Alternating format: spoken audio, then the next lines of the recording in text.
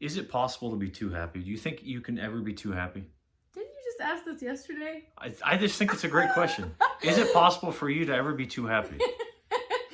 I don't know. I don't think it is. think I don't so. think it is. So, Maybe. day number 2, welcome back. So, 10 habits, 10 days, 10 minutes, totally change and transform the trajectory of your life, your enjoyment of life. So, Are you grateful yet? Are you grateful? I hope so. I hope so. Habit number 2. So, let me do the drum roll. I can't see your fingers. Drum roll. Habit number 2. Ooh. I'm too excited. I'm too excited. Get on with it already. So, you're wasting their time. we've talked about the first habit. The second habit, once you sort of mastered and begun to work on gratitude, is Oh, friend, you just gotta learn how to relax. So many of us, I should say, are so stressed out all the time. We are overwhelmed and overloaded with so many things to do on our to-do list that we're just causing ourselves way more anxiety and stress and depression and overload than is necessary. So the biggest lesson that I can tell you right here is to learn how to first evaluate your stress, and then second, how to deep breathe. So those are the 2 things we're going to teach you about today from my book, The 10-Minute Refresh for Moms. So when I say evaluate your stress, I mean, when you're stressed out, tell us a typical thing that you get stressed out about. Let's just like do a live. Yeah, sure. I mean, for me, I get stressed out when the kids haven't cleaned the house. Sometimes. Okay, let's go with that, because that's a huge one that all of us struggle with, I think. So let me ask you, why do you get stressed out when the kids don't clean the house?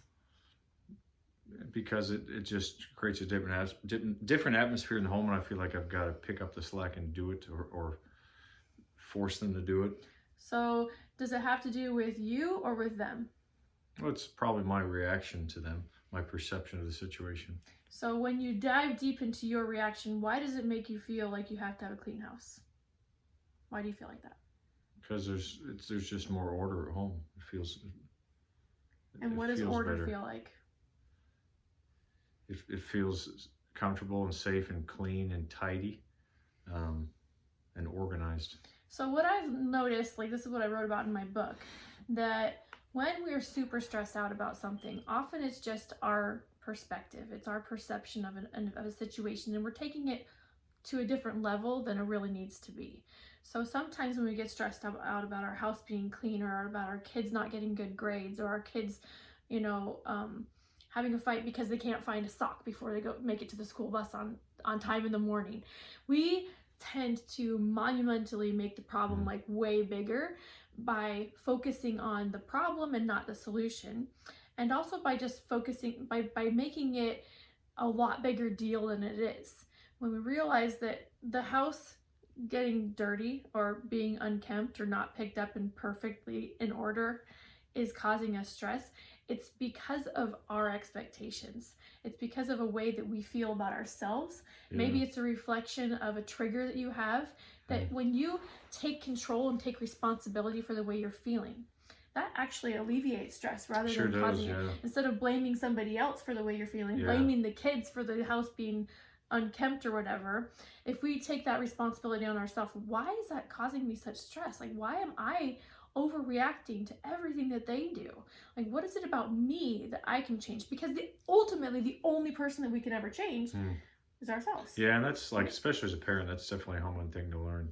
And sometimes we still think that we can force our kids to do certain things when you can't force them to do anything. And obviously, it's again another habit. Yeah, it's absolutely it's a sort of a habitual state of thinking and reacting and engaging with the world.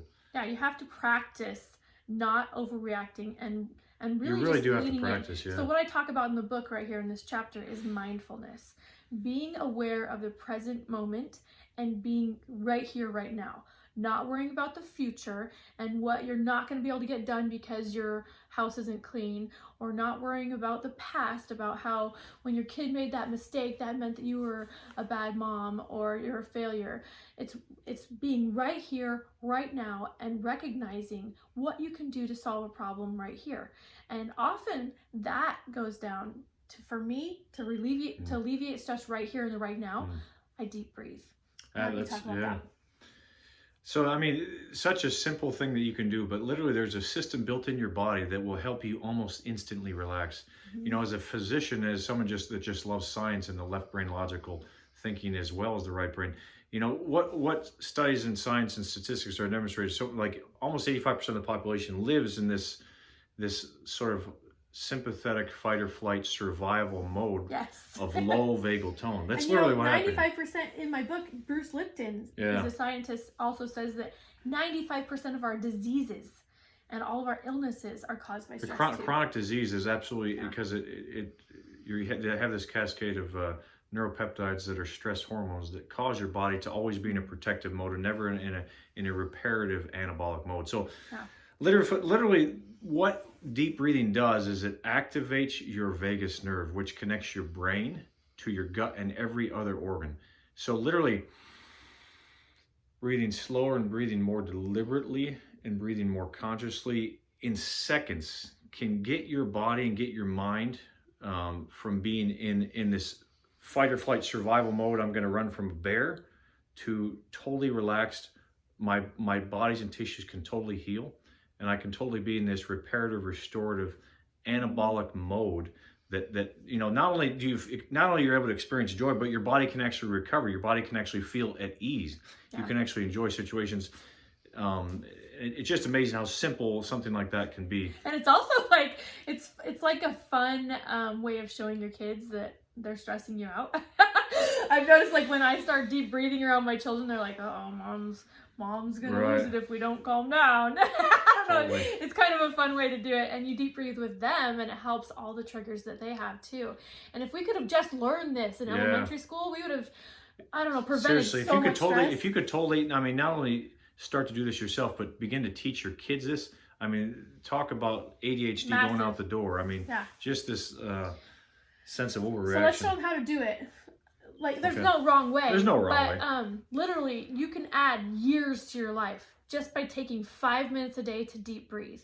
So the point of deep breathing is to get as much air and oxygen into your tank as possible. So I want you to take, you can't see it on the video, but your belly is basically, you want to inflate it like a big balloon, and you want to do it by breathing in through your nose.